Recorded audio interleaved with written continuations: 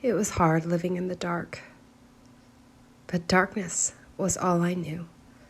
The harder I tried to climb out, the deeper I plunged into an endless abyss of permeating darkness.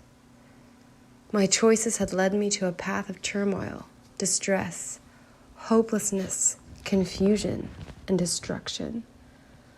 I was on the verge of suicide. I saw no way out. I had dug myself so deep into a web of lies that I couldn't even remember the truth anymore. I had no peace, no joy, no direction, only death crouching at my door. My body was withering away, and I was so weak I could barely stand. My bed was soaked in tears, for I was in utter despair. At 24 years old, I was ready to die. Yet, a glimmer of hope remained. I had known about Jesus from a distance, yet never truly surrendered my life to him until that moment, when I was in my darkest hour, when the reality of the depth and magnitude of my sin came crashing down on me. The weight was unbearable. I was drowning in sin. The longer I refused to confess my sin, the more judgment I was heaping on myself. Every day got heavier and heavier. With no remedy for my sin, I was merely dangling over hell by a thread. But God, being rich in mercy, because of the great love with which he loved us, even when we were dead in our trespasses, made us alive together with Christ. By grace you have been saved. Ephesians 2:4-5. It's by grace I was saved, and I don't think it's an accident that my name, Carissa, means grace. For God, who said, "Let light shine out of darkness," has shone in our hearts to give the light of the knowledge of the glory of God in the face of Christ. 2 Corinthians 4:6. I was expecting God to be angry. I deserved for him to be angry, but he wasn't. Once I confessed my sin and asked for forgiveness, he met me right where I was. He came down and met me in the pit of despair. I waited patiently for the Lord, and he inclined to me and heard my cry. He also brought me up out of a horrible pit, out of the miry clay, and set my feet upon a rock and established my steps. He has put a new song in my mouth. Praise to our God, many will see it and fear and will trust in the Lord. He led me to the doors of Mercy Ministries, now Mercy Multiplied. I was terrified of the future. I had made such a mess of my life. I had no idea how I was going to untangle it all. Jesus just kept coaxing me forward, one step at a time. I kept wanting to look back, but he kept pushing me forward. Little by little, he helped me untangle the mess I was in. I'm not going to lie. It was extremely painful. It was not easy, but through it all, God was gracious and did not give me what my sins deserved.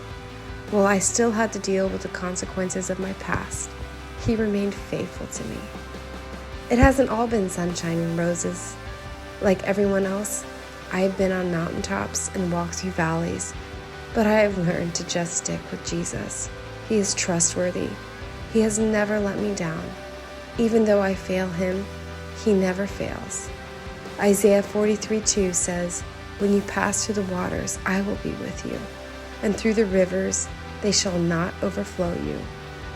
When you walk through the fire, you shall not be burned."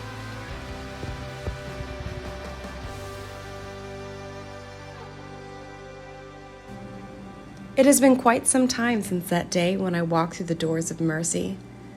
About a year later, I had the bright idea to join the United States Marine Corps. It was a wild ride, but by God's grace, I was able to accomplish what I needed to during that time. It was there I met my wonderful husband, Cole, when I was stationed in Hawaii. Girls are always looking for the fairy tale that doesn't exist. Well, I have something better than the fairy tale. Cole knows every ugly thing about my past. He knows all my flaws, yet for some reason, He chooses to stay and love me anyway. I can't think of a better love story than that. I didn't know if we would ever have children. It was such a deep desire of mine, but I didn't know if I was physically able to after all the abuse I had put my body through. I fervently prayed to God for a child.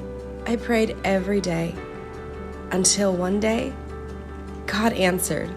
On January 26, 2019, Gabriel John Ellis came into the world. I couldn't believe it. I couldn't believe that God had entrusted me with such a beautiful gift. Well, not only did God bless us with Gabriel, He blessed us with 2 sons. On July 11, 2020, Malachi James Ellis was born. Whenever I have hard days, I always remember that God not only forgave my sins, but also blessed me with a family I do not deserve.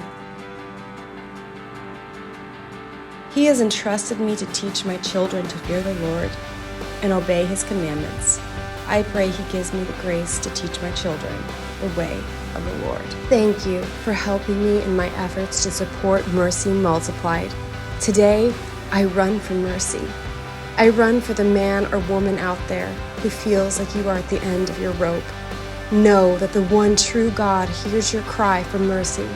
Run to Him and He will never turn you away. Now I know that the Lord saves His anointed. He will answer him from His holy heaven with the saving strength of His right hand. Some trust in chariots and some in horses, but we will remember the name of the Lord our God. Psalm 20:6 and 7. Whoever you are out there, you may feel weak and downtrodden, but remember, He gives power to the weak, and to those who have no might, He increases strength.